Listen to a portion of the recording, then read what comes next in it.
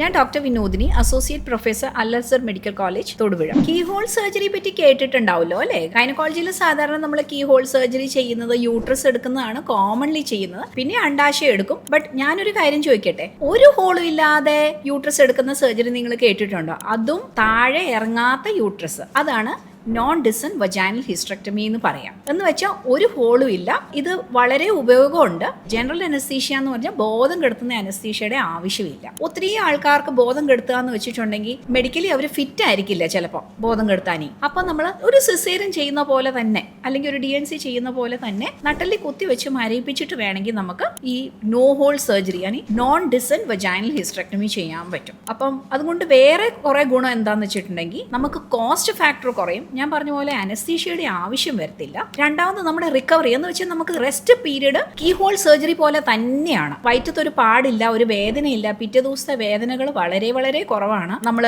ഒരു open surgery ചെയ്യുന്നോ അല്ലെങ്കിൽ കീ ഹോൾ ചെയ്താലോ അല്ലെങ്കിൽ ഈവൻ റോബോട്ടിക്കിനെ കമ്പയർ ചെയ്യുമ്പോൾ നോൺ ഡിസന്റ് വജൈനൽ ഹിസ്റ്ററക്ടമി വളരെ ഉത്തമമാണ്.